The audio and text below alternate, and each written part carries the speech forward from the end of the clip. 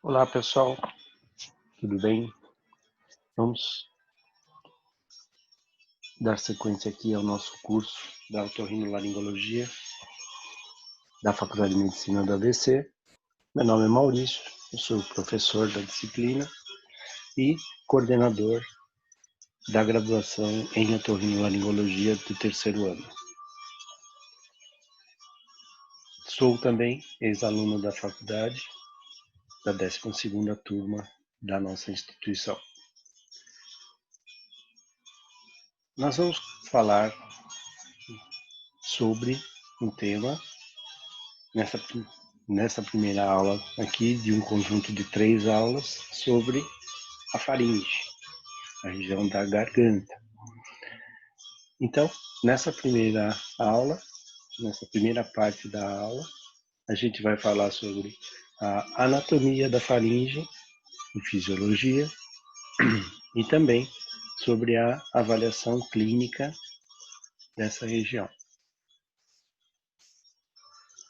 A faringe, ela é um tubo músculo membranoso que faz a ligação do nariz e da boca à via aerodigestiva inferior. E essa estrutura, a faringe, faz essa ligação.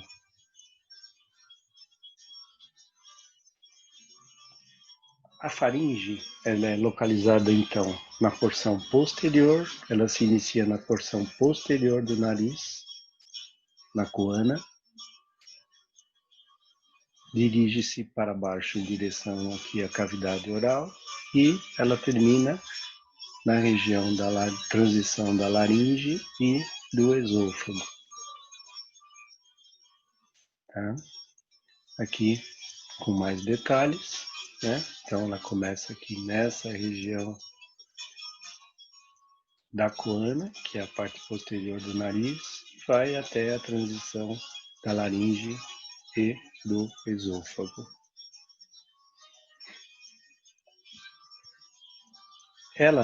A faringe, tem algumas porções que vão ter relações com as estruturas que estão próximas a ela. Anatomicamente, então, vamos dividir em 3 partes: a rinofaringe, a orofaringe e a hipofaringe. Tudo isso de acordo, como eu falei, com a região que a gente vai analisar, né, que tem contato proximamente. Primeira parte é a rinofaringe. A rinofaringe, então, ela fica localizada na porção posterior da coana e ela termina nessa região do palato mole. Então, temos aqui essa região que é a rinofaringe.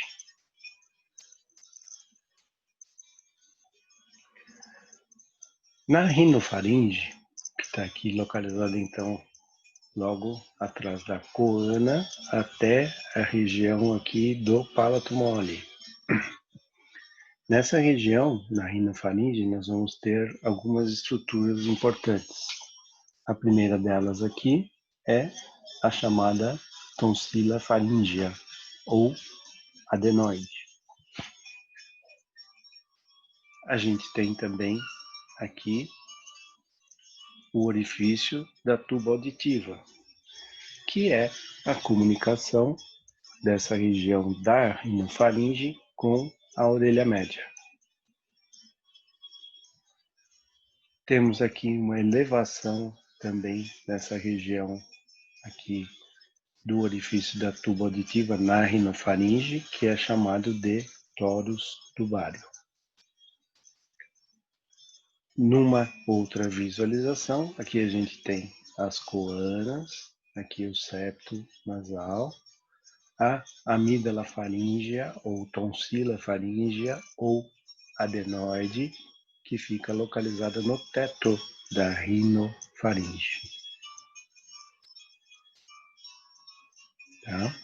Aqui a região do palato mole.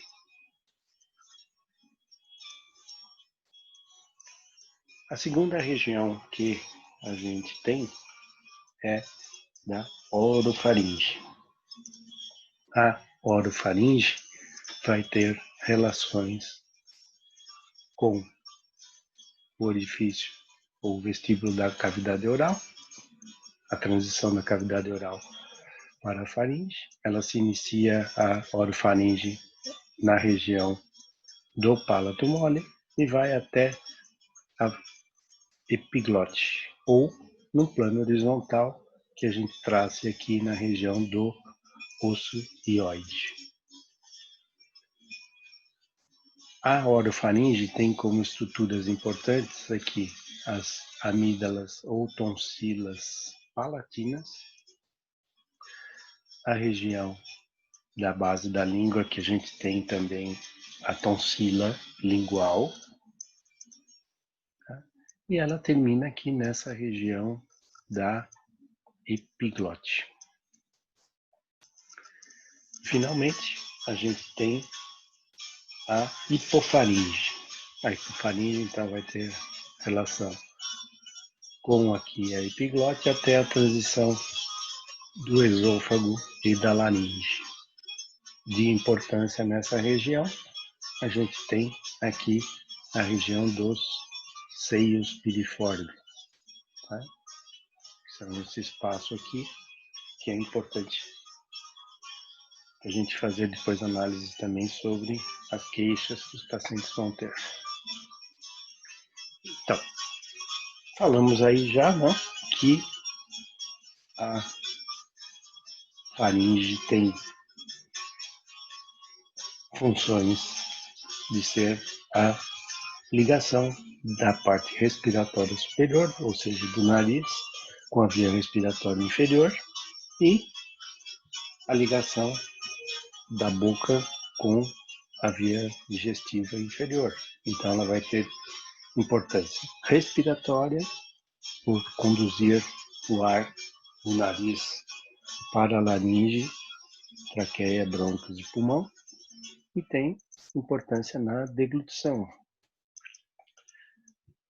Na faringe ocorre o chamado primeiro tempo de deglutição, tá? Quando o alimento é conduzido da boca para o esôfago. A faringe tem importância na fonação também, funcionando como uma cavidade de ressonância, né? E de vibração, alterando as características da voz. A função principal da faringe é também de funcionar como um órgão linfático periférico, com estruturas que vão fornecer a linha de defesa, uma linha de defesa nessa região de entrada do nosso organismo, tá? Que tem esse nome de anel linfático de Waldeyer. Quais os elementos que vão constituir o anel linfático de Waldeyer? São as tonsilas palatinas, a tonsila faríngea, a tonsila lingual, as tonsilas peritubárias e todo o tecido linfóide localizado na parede da faringe. Nesse desenho a gente vê então aqui, no teto da rinofaringe, a amígdala faríngea ou adenoide. Nessa região da orofaringe a gente tem as amígdalas palatinas. Aqui na base da língua as amígdalas linguais. Ao lado da tuba auditiva as tonsilas peritubárias e esses pontinhos que representam aglomerados de tecido linfático dispostos em toda a faringe. Então, quando a gente analisa, né, a porta de entrada do nosso organismo, representados pelo nariz e a boca, a gente tem todas essas estruturas formando um anel que vai ser um sistema de defesa dessa região. Relembrando, então, no teto da rinofaringe, a adenoide, ao lado das tubas auditivas, as tonsilas peritubares, na orofaringe, as tonsilas palatinas e tonsilas linguais. Como eu disse, então, esse anel linfático de Waldeyer, ele funciona como um órgão linfático periférico e ele vai ter a responsabilidade de captação e processamento dos antígenos e tem uma atividade linfática celular e humoral, representadas pelos linfócitos T e B. Os antígenos são captados na faringe, são processados pelos macrófagos e existe então a atividade humoral e celular. Se a gente vê um corte histológico da amígdala palatina ou da tonsila palatina, a gente vê que ela tem umas reentrâncias. Essas reentrâncias são chamadas de criptas e a gente tem de 10 a 20 ou 30 criptas em cada uma das amígdalas. Essas criptas, no fundo, servem como um aumento da superfície de contato da garganta com os antígenos, sejam eles vírus ou antígenos alergênicos. E esse epitélio de revestimento, ele vai absorver estes antígenos e no centro dessas amígdalas existem os folículos linfáticos que vão processar esse antígeno. Então, a gente tem uma produção de anticorpos nessa região, nessa proporção, mais IgG que IgA, que IgM, que IgD e IgE. Em pacientes alérgicos, esse IgE também tem um grande volume. E a maior atividade imunológica da região da faringe é na infância, geralmente entre os 4 e 10 anos, que é a época habitualmente que a gente mais vê que as crianças têm problemas nessa região. Esse é um breve recordatório sobre a anatomia e o funcionamento da garganta e vamos passar agora à avaliação clínica. A avaliação clínica é realizada através da anamnese, do exame otorrinolaringológico e, eventualmente, de exames complementares. Como todas as especialidades, né, ou todos os problemas, a gente primeiro vai fazer a análise através da anamnese. Nós vamos analisar então o quê? Vamos primeiro identificar o paciente, a idade, o sexo, o tipo de atividade que ele tem. Depois, a sua queixa e a duração desses sintomas. Vamos ver a seguir quais os principais sintomas que a gente vai fazer o questionamento. Perguntamos também sobre sintomas gerais, se existem alergias, algum tipo de alergia, se com relação a hábitos existe o tabagismo, o etilismo ou o uso de medicações, antecedentes que esse paciente possa ter, seja antecedentes pessoais, médicos e cirúrgicos, e também antecedentes familiares. As queixas otorrinolaringológicas, que são as mais frequentes, a gente aqui tem uma separação dos sintomas de acordo com a região. Então, na garganta, teremos as queixas de dor, queimação, a presença ou não de lesões na garganta, a dificuldade para engolir, a disfagia, a dificuldade para respirar, a dispneia, alterações da voz, que seriam a disfonia, a tosse, alterações do hálito, no gosto e no olfato.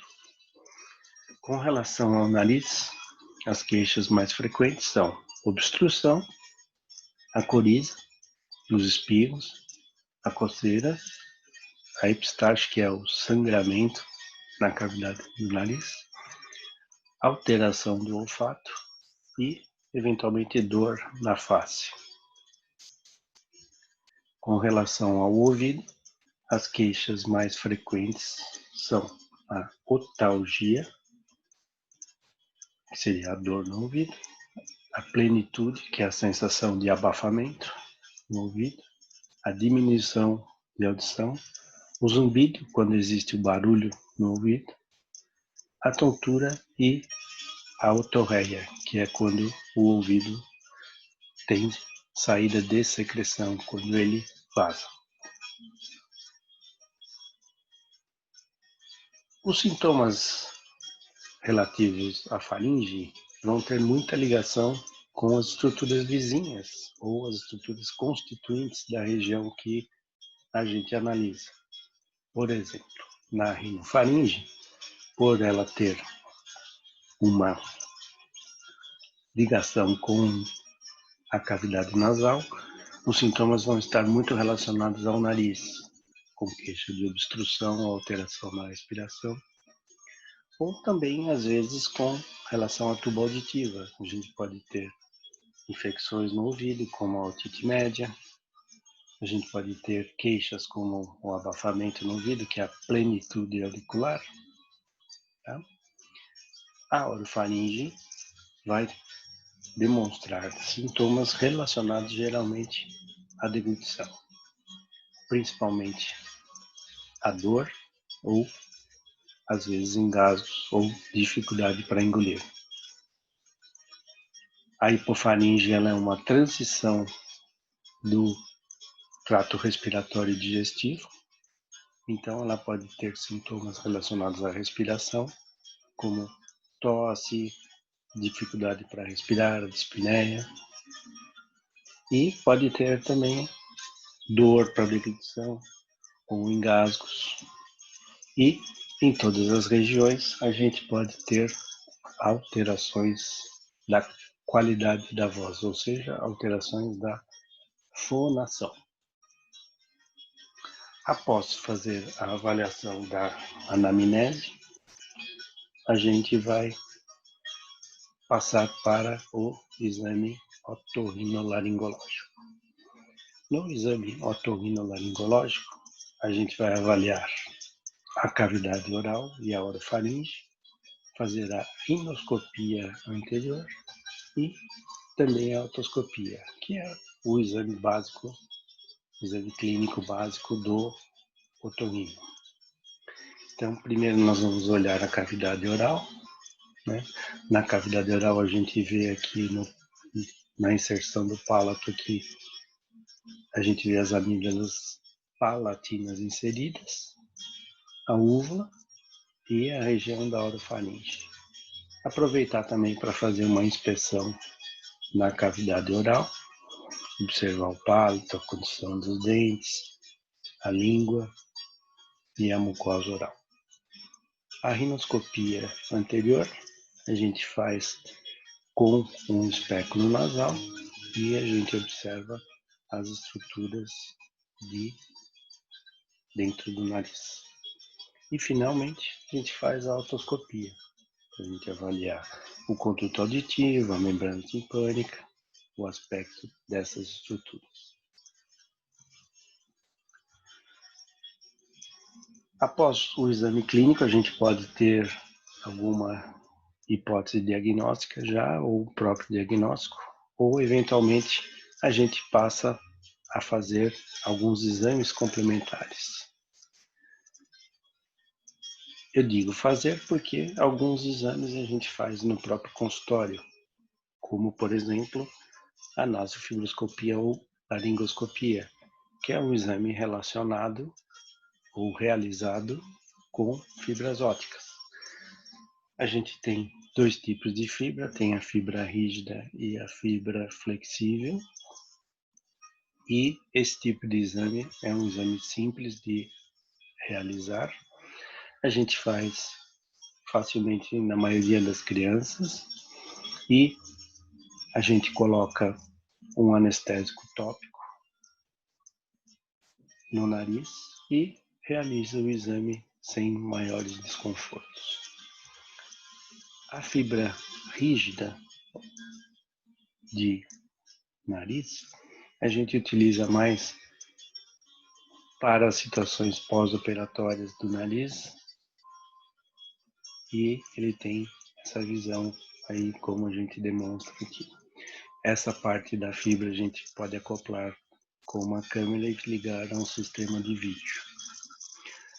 A gente utiliza mais a nasofibroscopia flexível, que é realizada com uma fibra flexível. Não é uma fibra rígida como o anterior. Essa fibra flexível, ela é muito prática para a avaliação de toda essa região da cavidade nasal, da rinofaringe, e quando a gente desce da rinofaringe, a gente pode examinar também a orofaringe, a hipofaringe e a laringe. Finalmente, com fibras ópticas existe o telescópio de laringe, que é uma fibra rígida também, que a gente introduz pela boca e tem um exame da região da laringe e da hipofaringe com uma qualidade de imagem muito boa. Esse tipo de exame é mais direcionado para a avaliação das queixas laríngeas, como vocês vão ter mais à frente na aula de laringe. Além desses exames com fibras ópticas, a gente às vezes pode lançar mão de exames radiológicos. E os exames de imagem podem servir como ferramentas para a avaliação dessas regiões e suas estruturas. O raio-x simples, que é o raio-x simples de Cavon, é um exame que pode nos ajudar a avaliar a região da rinofaringe. Mais à frente, numa próxima parte da aula, falaremos sobre o valor diagnóstico dele no caso das hipertrofias adenoidianas. O raio-x simples de seios da face não é um exame tão bom, é utilizado eventualmente em algumas situações agudas. A tomografia computadorizada dessa região do nariz, da faringe, ele tem bastante utilidade. A gente pode analisar algumas estruturas aqui, ou anormalidades na estrutura, por exemplo, aqui da rinofaringe, que tem um abaulamento nessa região. E a gente pode utilizar também a ressonância magnética, que aí faz bem a diferenciação de uma patologia benigna ou de uma patologia neoplásica, como no caso aqui, que está tendo até a invasão dos tecidos adjacentes. Além disso, a gente pode fazer outros exames, ou pode pedir outros exames. No caso dos exames laboratoriais, a gente pode solicitar exames de sangue para avaliar a situação ou a atividade inflamatória, solicitar um hemograma, a velocidade de hemossedimentação, o PCR, são exames que podem ajudar a avaliação. Também podemos pedir determinadas sorologias e também, como exames laboratoriais, podemos fazer biópsias nessa região para diagnóstico diferencial.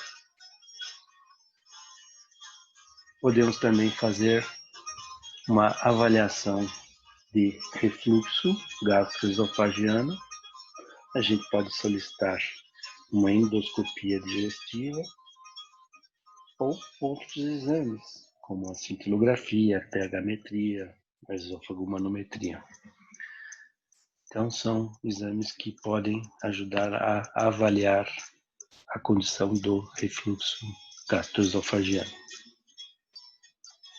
Finalmente, também, a gente pode pedir, nos casos de pacientes com ronco e ou apneia do sono, a gente solicita a polissonografia, que é um exame que vai fazer a monitoração do sono da pessoa, analisando vários parâmetros, né? Parâmetros respiratórios, eletroencefalográficos, eletrocardiográficos, saturação de oxigênio. Tudo isso vocês vão ter numa aula só sobre problemas de sono. E dessa forma a gente encerra a avaliação da faringe. Então, esta primeira parte foi sobre anatomia, fisiologia e avaliação da faringe. A seguir, numa próxima parte, trataremos sobre as inflamações ou infecções dessa região. Obrigado.